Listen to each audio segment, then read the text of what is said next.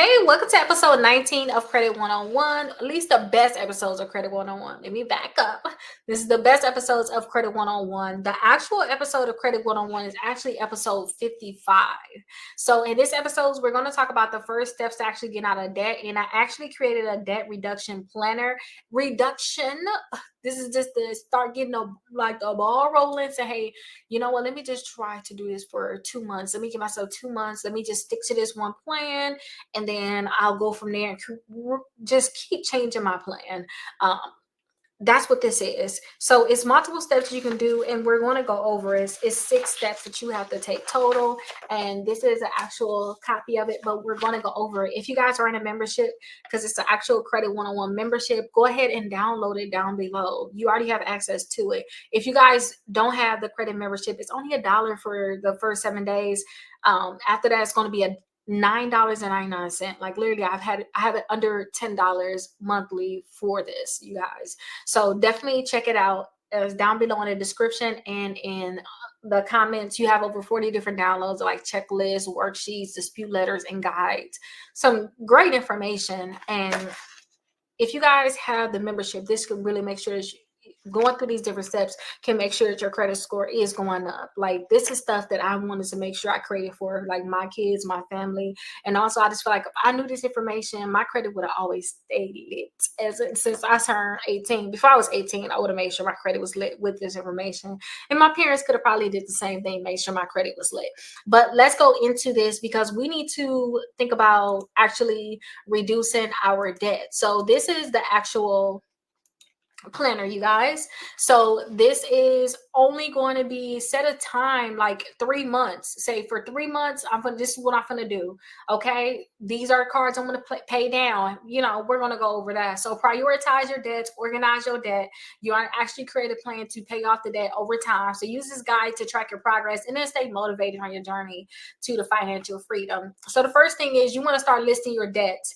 If for some reason you got more debts than this, that's fine. Get you another piece of paper or just start in a regular notebook and start listening. Just put step 1, put the date at the top, because again, every 3 months you want to do it. Do step number 1 and literally just list the name of the credit card company, the total amount that you owe, what's your interest rate on it, what's the minimum payment, what's the due date for it, like what day of the month is it due, what's the current balance, and what's the priority. Now, when it come down to debts, honestly, I like to do highest interest first. And the reason why I like to do highest interest first, because I want to pay less over time. So I will pick whichever one have the highest interest. But you have credit cards, personal loan, car loans, student loans, medical debt. Just go ahead and fill this in. And again, this is going to be a 3-month plan right now. We just trying to figure out what this is right now, and then we're going to come back in here and edit certain things and change certain things, because maybe you're going to pay stuff off faster, maybe it's going to take longer, maybe something happened. We just need to go back in here and edit a few things so you just know where you need to start. Now, there's going to be methods. You have to choose what debt repayment strategy is best for you. Now, I told y'all, like, I love to do the avalanche method, basically. So the debt avalanche is actually the second. The first one is just a debt snowball. So that's mostly Dave Ramsey. He say focus on paying your smallest debt first. So list them in priority from the smallest debt to the highest debt. Make sure that you pay the first debt first, make the minimum payment on all the other ones. If you have any money left over, make sure you guys put that additional money on the first one, the first priority, until that is paid off. And then whatever that minimum payment is, plus any extra money that you have, you start putting that on the second one that you have. That's now your first new priority. So this is going to be quick wins, and it's going to motivate you by eliminating smaller debts faster. So that is the debt snowball method. Now, the debt avalanche method, I would say this for more people that's going to be very strict. You're not playing with this debt. Like, you at the point where you're like, I've had this debt for too long. I need to start getting this stuff taken care of. I need to pay this off, but I want to get it done the fastest I can get it done. And I want to basically pay the less in interest. This can be the fastest technically because you're paying less in interest. If you're paying less in interest, that extra money that you would have put on interest, you can actually put it on your additional debts. So that's why I like the debt avalanche method. So you're going to focus on paying off the debt with the highest interest rate first while making the minimum payments on the others. That's what this method is. Once the highest debt is paid, then apply the payment to the next debt with the highest interest rate. This is going to save more money on interest, and it's going to be faster debt payoff overall.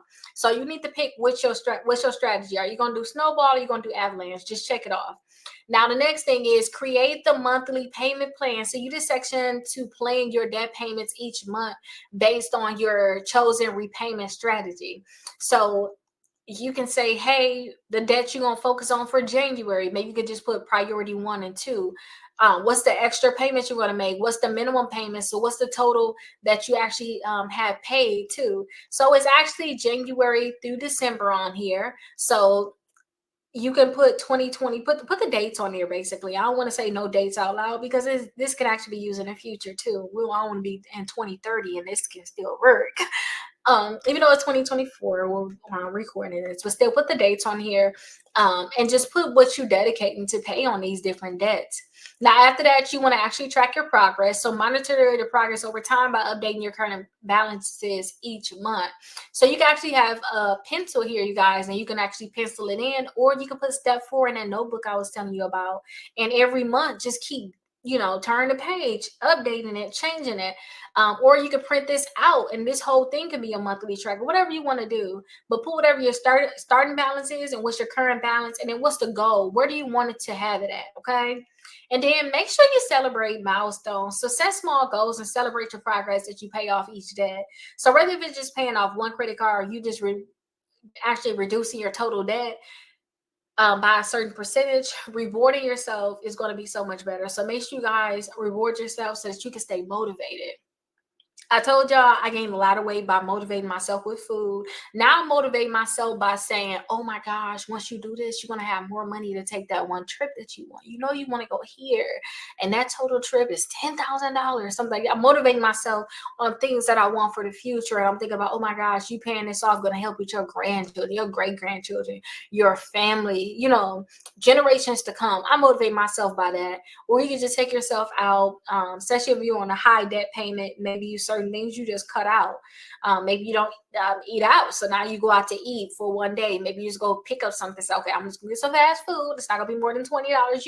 You do whatever you got to do, but just make sure that you guys are rewarding yourself. That's the biggest part. And adjust your plan as needed. So your financial situation is going to change. You may need to actually adjust this plan. So review the plan every 3 months to make sure it's still working for you. And if it's not working for you, edit it. Okay, make it work for you. Maybe you was on a plan and you fell off. Okay, if you fell off, just get back on. I had that happen plenty of times, and certain things I fell off on, and I go back and I'm like, dang, I haven't did this since 2021. Certain things, not this, but like whatever it is, and I'm like, okay, it's 2024. I'm back on it. I don't care. I just want to make sure I don't have a 3-year gap anymore. Okay, maybe if I fall off, I fell off from last week. I fell off from last month or 2 months or something. I don't want to go far, but still, don't make it 3 years gap. So make sure you guys stay on top of these different things. If you have the membership, go ahead and download it below. Get y'all a notebook, like I said, and pair it with this. They can just be your debt reduction planner. Throw this right up in there. Throw this right in there and just start paying off those debts and figure out what you want, snowball or avalanche. If you guys have any questions, definitely let me know. Get your membership down below, $1 for the first 7 days. After that, it's literally less than $10. Seriously. I made it super cheap so anybody can have it. I'll see you guys in the next video. Hey, welcome to episode 20 of the best episodes of Credit 101. The original episode for this one was actually Credit 101, episode 20, episode 59. So you see, we got so many documents here. If you guys are already in a membership, these are basically all the downloadables that I created, the guides, the dispute letters, the checklist, all the things that I have made for you guys, a worksheet. If I created like a worksheet or a guide for you, these are all of them here. It's literally over 40 of them. If you guys do not have a membership, go ahead and get the membership. I create all this stuff for you. At the time I record, it's only $9.99 per month, and it's a 7-day trial for just $1. So it's no reason why you guys cannot get it. And you can see it's so much valuable, so many valuable things here. So with this episode, we're going to talk about budgeting quickly and effectively. And to me, when it comes down to budget, you just need to know what's all coming in and what's all going out, literally, and then setting how much should be going out too, so that you don't go over that number. The problem is sometimes we just don't do it. And I'm gonna say we because sometimes with me, if certain things get too chaotic, I got a lot of stuff going on, I'm just like, forget it, because it's just too complicated. If I was to just dumb it down, make it easy, make it simple, I'll get it done. And that's why I created that utilization sheet that you guys can purchase too. I have the utilization tracker. I put all my credit cards on there. I know when I need to pay my credit cards. I have a due dates. If I have 0% APR credit cards, I have those highlighted. I put what day I need to make sure I pay it by to never pay interest. I just have that on there, and I just go and make sure all these things sometimes is paid off. I use that to just double check, making sure stuff is paid off. I don't make stuff complicated. I just feel like as long as it's getting done and it's effective, that's all that matters. Sometimes we make stuff so overly complicated, nothing gets done. So that's why I made this budgeting worksheet, because it's just so easy just to go through this and just make sure everything is on here and that you're paying it the way that you should pay it. So I created this for you guys. For those people that don't have a budget, this is an easy way for you guys to just get into budgeting some. So let's actually go over the budgeting worksheet together. Again, if you guys have a membership, you can download it below and you can use it, and hopefully it'll be very helpful to you guys. So the first thing is you have to calculate all the money that you have coming in.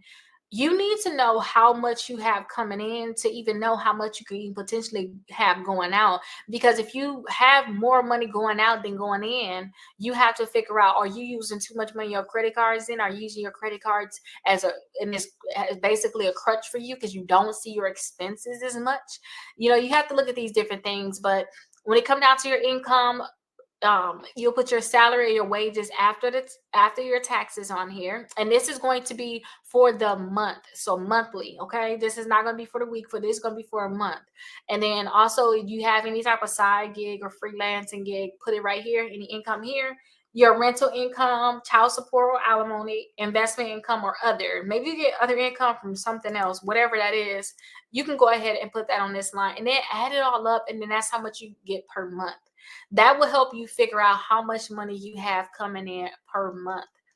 Now, the next thing is you need to look at your fixed monthly expenses, your rent and mortgage, your utilities, your internet and cable, your phone bill, your insurance, your car payment, your loan payments, your subscriptions, your childcare, and other. These are all of your fixed expenses. This is where you're paying a certain amount per month.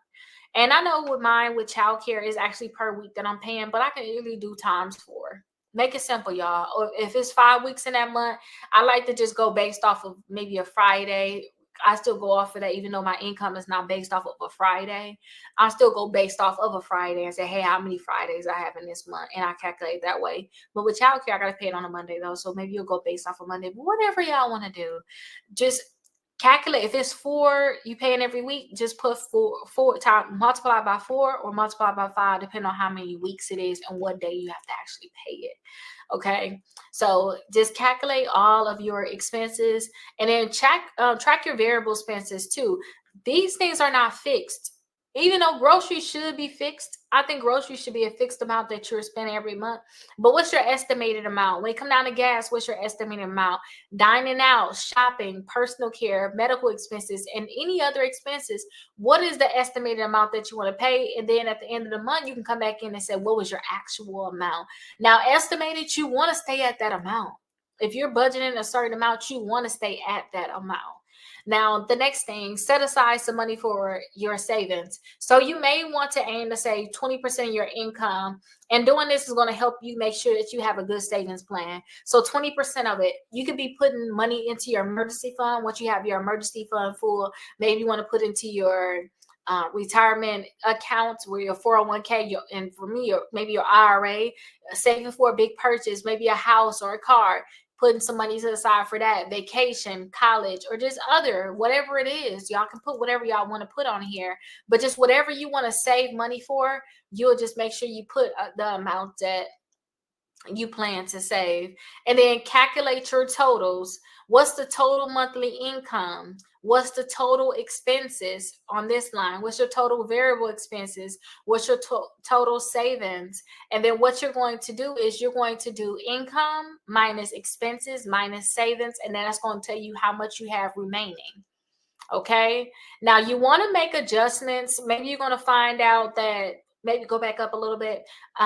Maybe you're going to find out that you don't have enough in monthly income to actually pay for all these different things. Maybe you're not going to save anything because you don't have any money really put towards savings. You got to put money on these other things. And sometimes if you find that you don't have enough monthly income, you need to cut your expenses. And not only do you guys need to cut your expenses, maybe you need to make more income too. Okay, because saving is very, very important, and that's not something you need to ditch on. You need to be saving every month, literally putting some money into your IRA every month and taking advantage of that.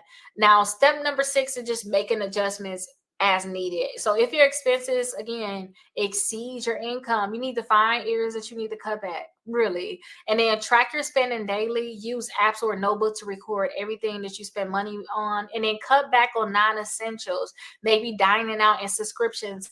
I am so happy that I cut back on subscriptions. Like, I'm not paying for Netflix anymore. I got Prime because I have the Prime membership. I cut back on Disney, but now Disney is included for whoever has Spectrum, and now Spectrum is paying for Paramount too, which is good. I get Peacock for free because I have Instacart. So I could have just paid for Peacock, but now I get Peacock for free because I have the Instacart membership, and that's what the Instacart is what I use to go pick up my groceries. So I love it. So just cut back on your subscriptions and remove and review your budget every month and adjust it too. Some things may change. Everything don't have to always be the same. Maybe you're gonna have changes. Maybe you're gonna have additional income. Maybe you had a raise now. Now you're getting paid more. Now you want to put more money in your savings, and continue to pay yourself first. If you're not doing that, paying yourself first, please get on that. I remember hearing that years ago, and I took it to heart a little bit. Like, no, seriously, pay yourself first, especially if you're self-employed. Pay yourself first and put money into your future, because everything is cool and dandy. It's fine when you're just living and you got all your stuff taken care of now, but you're not thinking about the future. If you want to keep what you have going on right now, you really need to be putting money into your IRA every year, at least 6,000 or 6,500 or 7,000, whatever it is that you get to put in that year. You need to be putting that money to the side, because you're going to love yourself when you do that in the future. You're going to be like, oh, I'm so proud of myself. Especially when you're looking around at everybody else that ain't do what they need to do. Like, oh, y'all having problems. Okay, that means y'all didn't do what y'all need to do. Just think about things like that. Now, I'm just being honest, because these are harsh conversations I have to have with myself. And I'm having these conversations with my daughter now. It's like, hey, when you're getting paid, you have to put money to the side. I don't care about, she said, I don't want to put money in my old people account. I don't care about all this stuff. You have to budget your money. And because you're like, well, I have a subscription. Okay, but have other money for different things, and make sure you put money into your savings. So I'm starting off now young, so that she don't have to question it. She's gonna already know budgeting. She's gonna already know these different things. But if you like me, you didn't learn this until you was an adult. I have worksheets for you, and I use these worksheets myself. I just created a lot of them. I'm already starting to use some of these worksheets just to track things even better. I'll see you guys in the next video. Make sure you guys get your membership. If you guys already have your membership, download your guide down below. Hey, welcome to the best episodes of Credit 101. This is episode 21. In this episode, we're going to talk about when to actually get professional help when it comes down to your credit. And when I talk about professional help, I'm talking about, you guys have negative accounts on your credit reports, like what to do. Like, the accounts are not coming off. I have tried to dispute. It's different situations. There's different reasons why you should get help. We're going to talk about when you should actually do that. And then I actually have a guide. So if you guys already have the membership, you guys can download this guide down below. So I talk about 5 different steps. We're going to go over step 1 now, and then you just go over the other different ones. But it's 5 different steps, so you can decide and you can know what you guys can do if you need to get professional help. But this guide is going to be great, so that you guys don't have to just wonder or have questions. You can figure out the answers to your actual questions on if you guys should get help, and then how you can actually get that help. If you don't have a membership yet, go ahead and use the $1 trial that I have for 7 days to get your membership. It's over 40 different downloads in there, from checklists, dispute letters, guides, different worksheets, kind of like this guide that we have here. And then also it's over 200 actual videos. So definitely check it out. It is only $1 trial to start. So definitely check it out. Let's actually look at this guide. I don't want to spend a lot of time just talking. I want to actually go through this guide. So when you're repairing your credit, it can be very overwhelming. So especially if you guys have like multiple errors in your credit reports, collections, or just complex disputes altogether, this guide is going to help you handle the credit repair process on your own, or if you need to seek help is going to tell you about seeking help. So step one, you have to assess your credit situation. If you need to know, if you need to really get help, you need to see, what's your problems. So first evaluate to determine if you can manage the credit repair alone or you're going to need help. So do you have multiple errors on your credit report? Yes or no? If you have multiple errors on your credit reports, honestly, now I only think about suing these different companies. I don't think about personally like paying these companies or just focusing on only the disputes. If the disputes don't work, I want to go straight to suing. I don't want to play games with these companies. So if you got multiple errors, you may think, okay, let me just start off with help, because I already got 10 accounts and I know this is going to be a big problem, or I already did 2 months of disputes that didn't come off. You got multiple errors, then you may determine, hey, I need to get some help with this. Are there unresolved collections and judgments against you?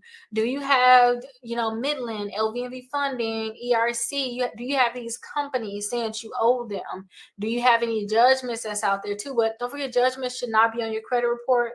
If you guys have the membership, check out the episode on judgments if you do have them. And I have a free dispute letter inside the membership that you guys can use to remove the judgments from your credit report. So definitely check that out. But that would mean you need professional help. Do you have inaccurate public records like bankruptcies and tax liens? Then you might need additional help with that, because don't forget, bankruptcy have to report a certain way on your credit report, and tax, not just tax liens, but just liens. Liens should not be on your credit reports at all. Only thing that they're reporting in terms of public records is bankruptcy. Are you unsure about how to dispute errors on your credit report? If you're unsure, or if you haven't talked to anybody to know like the different things that's out there, then maybe you do need to seek some help. And that's why I say, you know what, let me go to school to be a lawyer, because I learned so much about this here with the FCRA, but it's so much more to it. And to me, it's really suing. That is the biggest thing of it all, is suing. And I just feel like we don't have enough representation in terms of suing. So I said, I need to get more information. I need to get more education. And that's why I'm in school now. So that is good. So you guys may need to pursue more. And since I was unsure about how to do certain disputes or, certain lawsuits, I'm in school right now to learn that. I'm seeking professional help. And I'm actually telling me, have you been a victim of identity theft or fraud? If you've been a victim of identity theft and fraud and you actually did your dispute already and they have not removed it, maybe you need to get professional help. If you have not did the fraud, I did a episode inside of Credit 101 where we talked about identity theft and fraud, and I told you guys the steps you need to go to get these accounts from off your credit reports, and they should be off your credit reports within 10 days. I told you guys the steps, and if you have done those steps and it has not worked, then you need to seek help. But just in case somebody want to know what the steps are, when it come down, it's very simple in a way. When it come down to, if you guys do have fraud on your credit reports, you need to file a FTC report. So go ahead and file your identity theft with the FTC. Use that to file your credit, not the credit report. Use your FTC report and get you a police report about it, and then you take both of those and you mail it with a dispute letter to the credit bureaus telling them to remove the fraudulent accounts from your credit reports, and they're supposed to remove it. I will also send both of those reports to each account that you have listed as fraud. So if you had a Discover account on your credit report that was fraud, you want to mail a letter to them also. But if this seems like a lot, because that's supposed to be really the end. After they get that letter, they supposed to remove it. Like, we're not gonna go back and forth. Maybe they're gonna want additional information if they really do think it was you. But other than that, that thing should be off your credit reports. If they don't do what they need to do right away, we really need to get used to this. So one of the companies, like, seriously. But that's how you would do the identity theft, just in case somebody have it. It's that's how you would take care of it. It's supposed to be removed. Is your credit score affecting your ability to get loans, housing, employment, and you're having problem? Um, and then maybe you need to seek help to figure out what you need to do to get the loan that you want, the house that you want, or the job that you want, in terms of what your credit score need to be or how to get your credit score there. Are you finding that the credit repair process is stressful and confusing? It can be stressful, it can be confusing, but I know this for sure. I'm not gonna lie about this. It's only stressful and confusing because these companies are not deleting accounts from the credit report when they're supposed to. They put duplicate accounts on credit reports. They're collecting on debts after you ask for validation, and they're not sending the correct validation. And they're doing all of this because we're not suing them. So they're going to keep doing this. So it's stressful because they're not doing what they need to do in terms of removing these accounts from our credit reports, but it don't have to be stressful. Like literally, you can send 2 months of dispute letters, and if they're not doing what they need to do, then you could possibly have a cause of action, which is something I found out. Like after I sent you a dispute letter, you did not respond to me with a debt for my validation of debt. You did not respond. You put on my credit report. Then you put a duplicate amount, and then you got a amount that's not correct on top of that. Like this is a lawsuit. Like I could continue to dispute this account, or I could just go ahead and sue, which is what it needs to be. And when you sue, you want to get stuff moving faster, and than if you was to just keep, basically, if you ask me, just running your mouth, sending a dispute letter. Because that's what I was harsh with myself with the reality of how I talk to myself. Like you're gonna just keep running your mouth, and they're not gonna delete it. Like you need to sue them. Like that's the reality you have to come up to before. But if it feels stressful, that's because these companies not doing what they need to do. So you need to just do what you need to do and protect yourself. But there's so many other things on here that you guys can be able to go through, like consider, doing on your own, when to actually seek help, finding the help that you need, and then monitoring the process, staying informed. This document is available down below if you guys have the membership. So go ahead and just download the document and go through the guide. If you guys are in a membership, you have questions, schedule a call with me. I'll be happy to go over any questions that you guys have, because I'm telling y'all, it don't have to be that complicated. Like when it comes down to these accounts, it really don't. These credit bureaus and these companies are making it complicated because they're not doing what they need to do, honestly. But I will definitely see you guys in the next video. If you don't have a membership, go ahead and get the membership down below in the comments and the description. It's $1 trial for 7 days, and it's over 70 different downloads. So not 70, 40. So you definitely gonna appreciate it. Hopefully I'll add more over time. Tell me what y'all need, and I'll see if I can create something for everybody to help with that, especially if it's a guy. Hey, beautiful people, welcome to episode 22 of the best episodes of Credit 101. The original episode for Credit 101 is actually episode 63. Now, in this episode, we're going to talk about a worksheet that I put together. It's good to track money. Like, say if you were to get some extra income, what you guys can use that for in terms of your debt, like paying off debt, or should you be putting money into your emergency fund? Should you be taking some of it and just having fun with it? I don't know about you guys, but I used to always just be like, okay, I'm going to just take this amount and do this with it, take this amount and do this with it. And maybe I didn't put it towards the most important things. So that's why I put this together.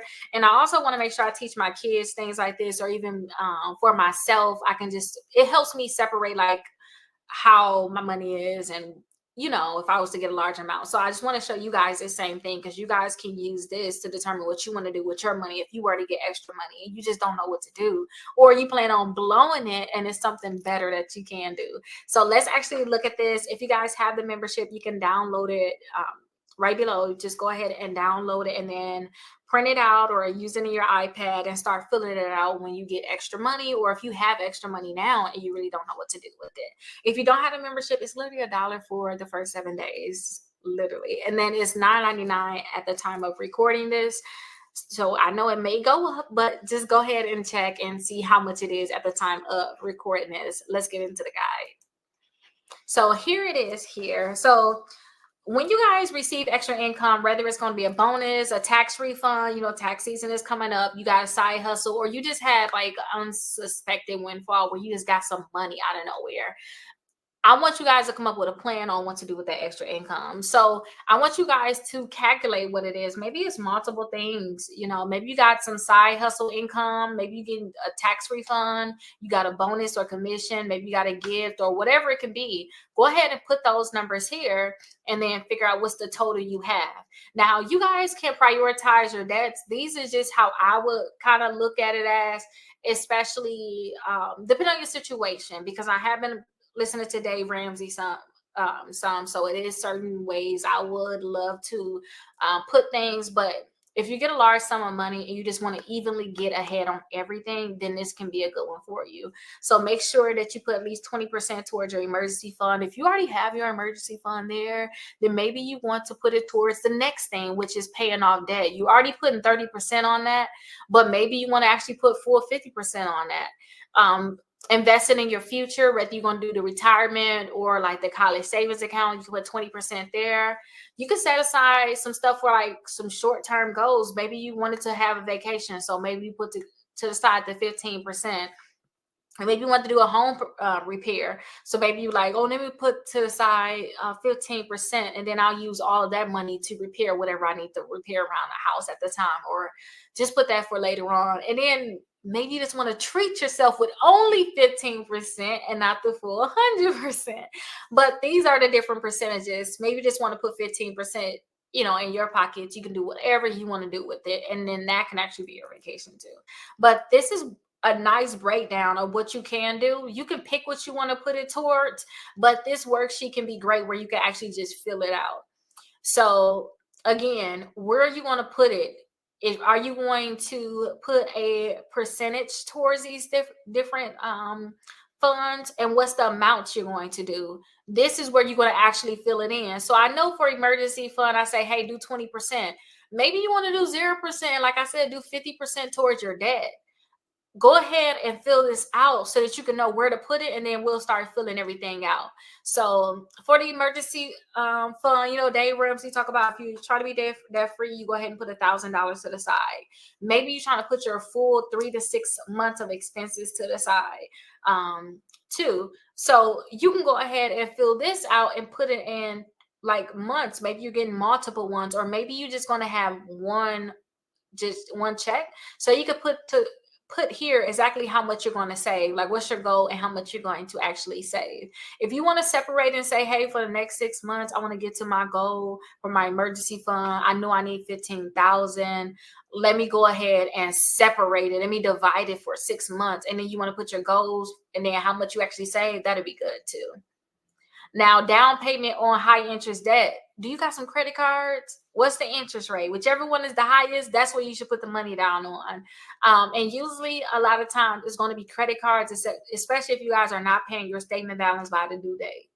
Okay, it's definitely gonna be those credit cards, but figure out what's the highest interest, and whatever you said you're gonna put down on paying down your debt, go ahead and do that. And if you was to, what if you had a personal loan and you had more than enough money to pay this one, maybe you want to pay off 2, maybe you want to pay off 3, or you can double back and pay off more later on. But just get started and put the amounts that you want to put in here. Did you want to put some money into your IRA? Did you say you was going to invest some for the future? What percentage? And then how are you going to break it down? Are you going to put more money into your IRA this year, your 401k, maybe the college savings, the 529 plan for your kids or whoever? Then definitely go ahead and fill in the amount that you had contributed to those. Do you guys have any short-term goals? Remember, I think this was like 15% on the original, but you can put a certain amount, like, hey, for the vacation fund, I'm going to put $200 in there. For the home improvement, I want to put $400. But you can put the amount that you want to put on here and put to these different things. Again, this is really something that's just going to track it. That's all this was about. You actually really putting it down on paper and doing it. I've been writing a lot. I need to write a lot. It's better for me to have it down so I can keep looking at it instead of me just saying I'm going to do it in my head. I have to write it down. And I think in a lot of people in our community, I'm guessing, don't write a lot of stuff down. So it's best just to write it down. That way, especially if you know you're getting $10,000 next month, before the money come, you have this written down. Because once that money come, you might decide to put it all into treating yourself. So it would be best to say exactly what you're going to do with that money, so that you don't have to worry about using that money on something you shouldn't use it on. So treating yourself. What if you said 15%? Okay, what is that 15% gonna be broken down to? Dining and entertainment? Are you doing shopping or personal care? What exactly you're going to do? And then you can track your progress all together. Like, how much did you want to put in there and how much you actually put in there.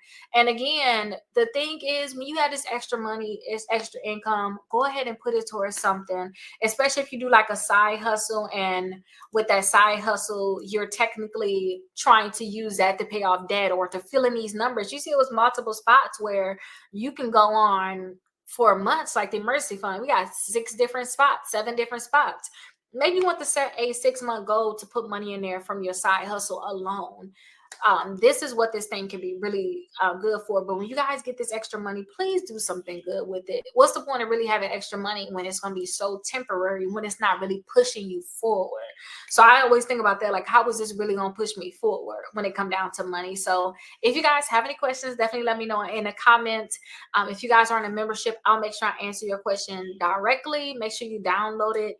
Download this actual guide and start filling it out, especially if you get extra money or if you got a side hustle, you're trying to figure out what to do with the extra money. This can be good for you. And if you don't have a membership, it's $1 for the first 7 days and then $9.99 at the time of recording this. Is no reason why you cannot have it, because less than $10 a month, like, is very, very cheap. It's no reason why you shouldn't have it. I'll see you guys in the next one. Hey, welcome to episode 23 of the best episodes of Credit 101. In this episode, we're going to talk about negotiating with creditors before actually falling behind. So you don't have to wait till you actually really fall behind, start getting a lot of bad credit reporting. You need to talk to them right away. And I want to help you guys understand how simple it is to talk to these companies. And I always want to tell you guys, this is something that I learned. Somebody going to just say yes or no, and I literally live by that. Like, you're going to say yes or no, and then I have to figure out what move I need to make next. Okay, so I done told you what it was. Now I have to figure out what move I have to make next. And think about that with these companies. So I actually have a negotiation script for you all, and with this negotiation script, you guys will be able to see like the forming the conversation. If you guys are in the Credit 101, you can download it down below. I have a membership, a course that you guys can sign up for, and it's literally $1 for the first 7 days and then just $9.99 after that. Like, and it's over 40 different downloads. I made this where nobody can have a reason why they don't have it, because y'all can get the $5 meals from Walmart, which is one meal, and be at $10, or wherever you're gonna McDonald's, or wherever you want to go eat at. The cheapest fast food that you can think about. I'm not even talking about going out to eat to a restaurant. I'm talking about very, very cheap. So it's no excuse why you guys cannot have it. So this information is definitely available for you all. But let's get into it. Let's look. We're not going to actually fully look at the script. If you guys have the script inside the membership, you guys can see the script, and then you can see the 5 different things that you want to ask. You'll see the 5 different things that you want to actually ask the company, whatever company you're talking to. Now, this is great for negotiating when you feel intimidated, but I want you guys to not feel intimidated, because we're just going to talk about the right strategy. So if you know the right strategy, you want to do some type of repayment terms, you want lower interest rates, you want to just settle the debt, then this is definitely the script for you. Again, when you go and look at the script, you see how the talking is formulated. Just get used to that. And if you have to, read exactly what's on there and talk to them that way and say, I'm just so sorry. I just have to write all of my notes down, so please bear with me, or whatever you have to say, but just get it out, period. Okay. So the first thing is, when you guys, these are some tips that you guys need to know ahead of time. When you guys are trying to negotiate with these companies, you guys have to be prepared. You need to know what your current financial situation is. You need to know how much you actually owe, what you can realistically afford. Don't say, oh, I can do my repayment at $700 a month, knowing that you couldn't even do the $500 a month. Be honest with them. This is best case scenario. Let them know what you would like, and then you can meet in the middle from there. But know exactly what you can realistically afford. If you have any necessary documents ready, if there's anything that you want to go over, like account statements or a budget, make sure you guys have it there with you. So just be prepared and try to have some time where you just sit down and you just chill and go over this stuff. You don't feel like you're just really rushed. What I like to do, if I have something very hard that I need to do, I bribe myself. And I don't care how people feel about that. I bribed myself so much that I gained like 30 pounds last year. But I used to bribe myself with cakes, or say things like the same thing you might do with your kids. Hey, if y'all do this, I got something special for you, and take yourself to Starbucks, you want your coffee, or whatever you're doing. Especially if you're like me, on your you're paying off certain debts, so you're limiting certain things. Treat yourself to something nice. Okay, say, hey, we're gonna go to Dunkin' Donuts and we're gonna get a donut and we're gonna get this done. Whatever your thing is gonna convince you, but just be prepared and just have everything with you, and just don't try to rush this process, because you may be on the phone for an hour, who knows. And I want you guys, for number two, is just stay calm and stay professional. Be polite, be calm. Understand that, at first it might not actually go your way. Um you might not get exactly what you want. Maybe you need to talk to a few people. Maybe when you talk to them and you say you want lower interest rates, maybe right away they don't give you what you want. Just be calm, like just relax. Okay, just relax. And that's number two. I want you guys to really be calm and be professional. So be polite, calm during the conversation. Remember that the person on the other end is doing their job, and usually it's going to be they're going to talk to you respectfully. So just be nice to them, and then they'll work with you. I like to have like small conversation with them too. Just be nice to them and they'll be nice to you. Number three, explain your situation. Be honest about your financial struggles, but avoid emotional stuff. Okay. So don't just be emotional with it. Just tell them what your financial struggles is, and clearly explain why you're unable to meet your current payments, and also what solution you're proposing. Tell them, hey, I cannot pay my payment. Is it a way I can make a smaller payment? And you guys don't report the negative or the unpaid balance to the credit bureaus. Say different things like that. Say, hey, I just lost my job. I want to keep my credit card current.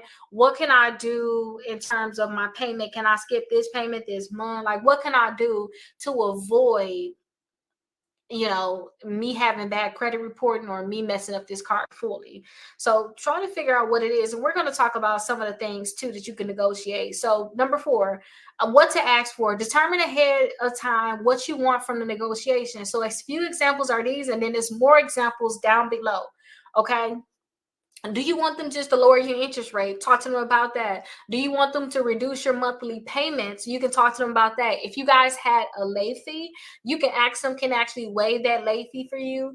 And then you can actually ask them to settle out your account. You can say, hey, I know I owe you guys $1,000, but is it a way that I can pay only $800, because that's all I have, and we could just get this account situated. We'll never have to worry about this anymore. I can just settle it out with you guys right now. Now, you have to remember that you do want to get everything in writing. So once you reach an agreement, ask for the terms in writing before making any payments. Sometimes if you guys are, the thing is, sometimes when you guys are doing settlements with these collection companies, they don't actually do certain things in writing. So say if you guys are talking to like portfolio recovery and you want to do like a pay for deletion, sometimes they're not, most of the time they're not going to send you certain things in writing, because when they do a pay for deletion, as long as you pay whatever y'all settled on, usually they're going to delete that account anyway, because it's on their website that they do that. They're going to delete the account. So say if you owe $100, you can say, hey, 60% is, I found my sweet spot when it comes down to portfolio, usually like 60%. Say, hey, can I pay the $60? And they're going to delete that from your credit report. But just make sure you verify. Hi, I just want to make sure you verify that once I make my payment, you guys are going to delete this from my credit reports. And you have to, and now I'm going to school for a lot of law and stuff like that. You know how the collection companies say that they're recording the conversation.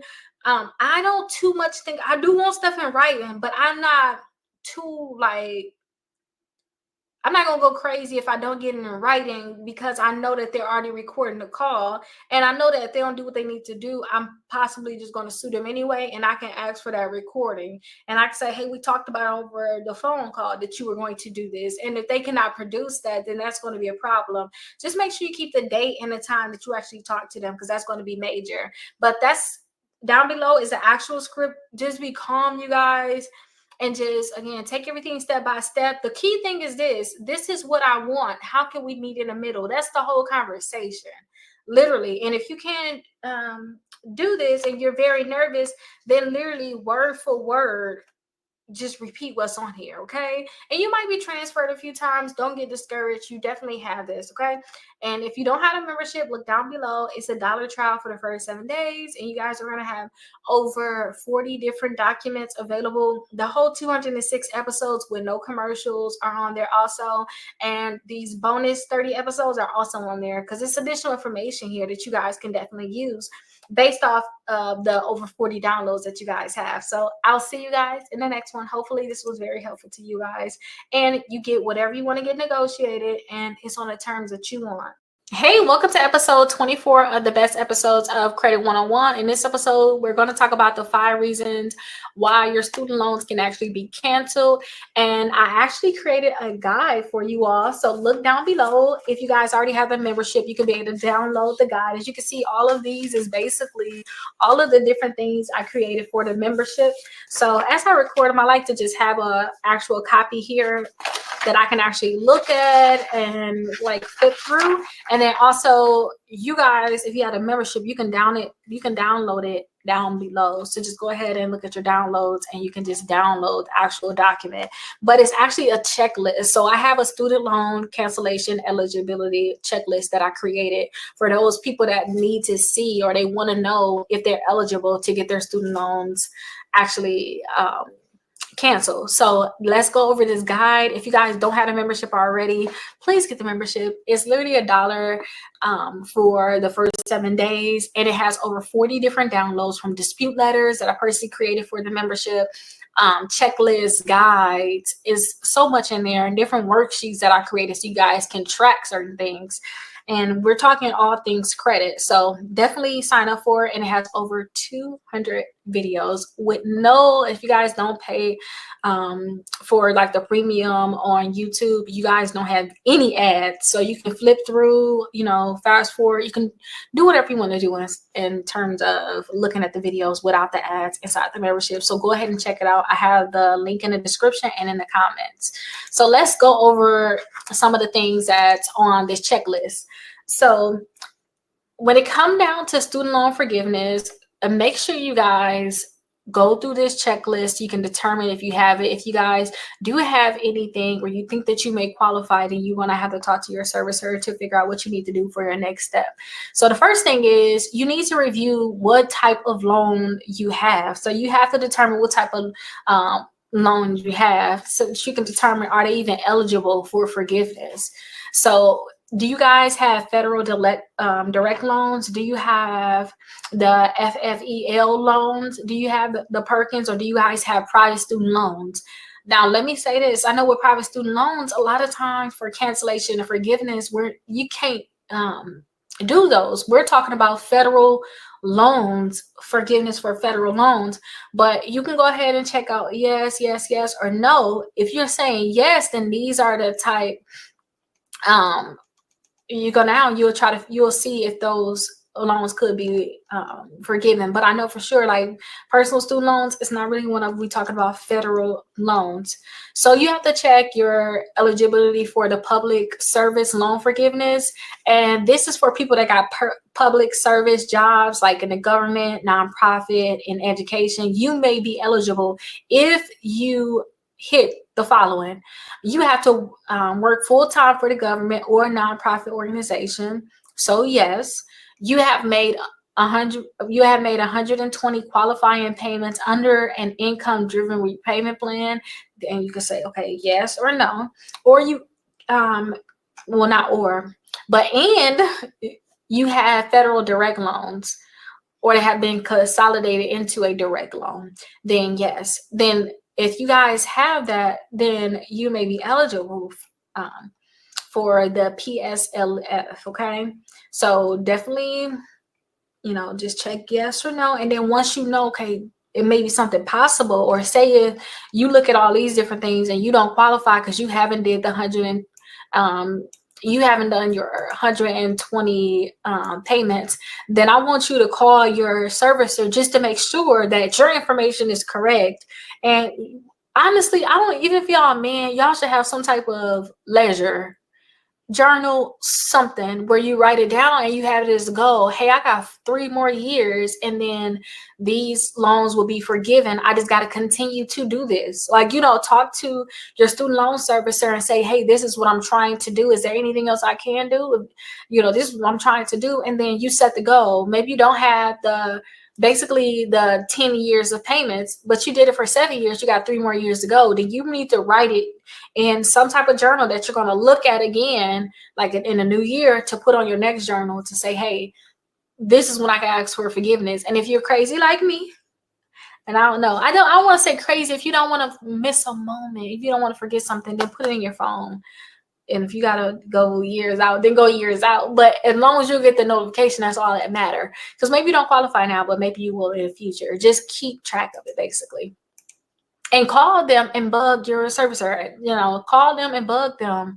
Ask them a billion questions to make sure that there's something, there's something is going to happen, or you can get something to happen right now.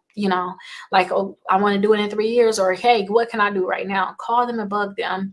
So the teacher loan forgiveness, you have taught full time for 5 consecutive years at a low income or educational service agency. Yes, you have direct loans or the FFEL program loans. You have not defaulted on your loans. So if you have said yes to all of those, then maybe you could do the teacher loan forgiveness. And then this is the one that I wanted to do. And I was like, this is just a long time to just be paying interest. I don't think this is even good. Like, I need to pay these things off sooner. So this is the one I was thinking about, was the income driven repayment plan forgiveness.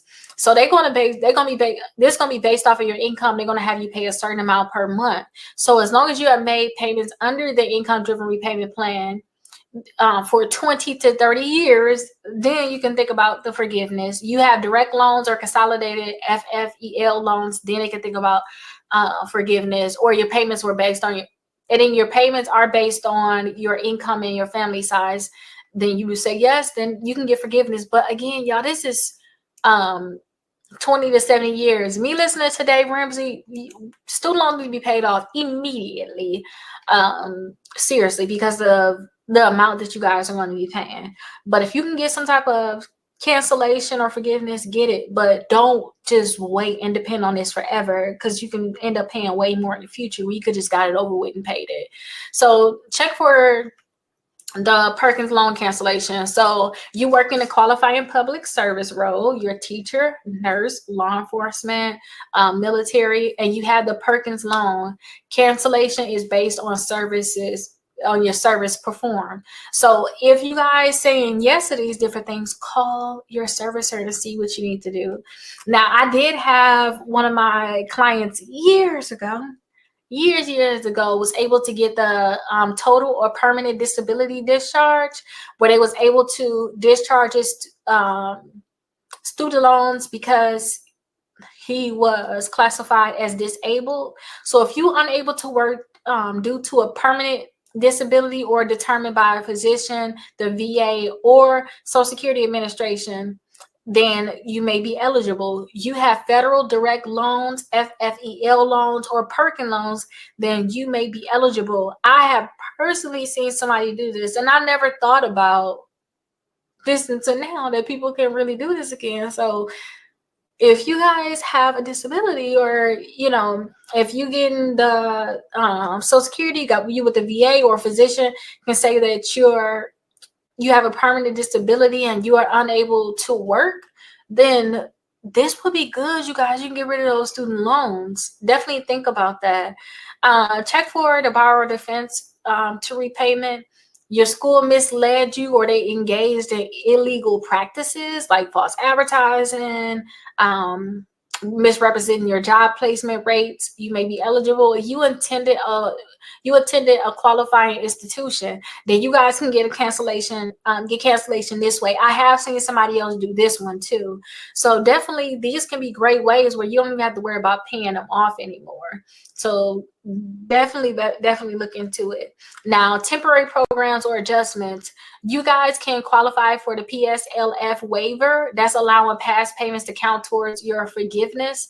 And you can qualify for also the COVID-19 emergency relief programs, which pause the payments and our interest. So when it come down to this, and I know it may be another program too, but I know I want to add this too, that when people were in default during the COVID time, and I don't know if they still doing it now, they was able to put them all back current. It was a new program that they have. So just call and see if they got any program. The goal is just to take action and call your loan servicer for real and discuss your eligibility for forgiveness and the discharge programs. Submit the necessary applications. So if you got to apply for the PSLF, apply for it. The teacher forgiveness, apply for it, or any other relevant program, and keep your documentation. So maintain the detailed records of your payments, your job certifications, or any communication with your servicer. And again, I always have my membership, the exclusive credit membership, if you guys have other things that you need to work on in regards to your credit. But I cannot stress this enough. Get on the phone, call them up.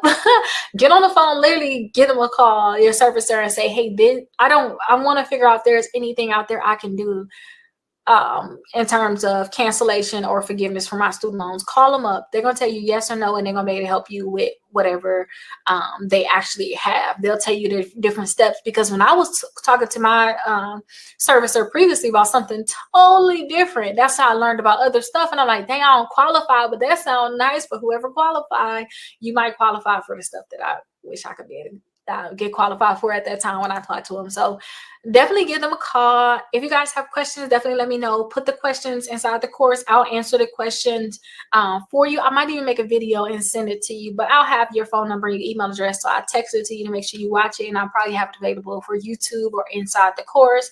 And if you guys are watching this on YouTube, get the course. It's $1 for the first 7 days. And at the time of recording this, it's only $9.99 a month. So it's less than $10 per month to be able to have this membership. You have over 40 downloads and also over 200 videos. You cannot get nothing better than that, especially with the dispute letters I have in here alone are amazing. But I want to have something for the community, so definitely check it out, and I'll see you guys in the next video.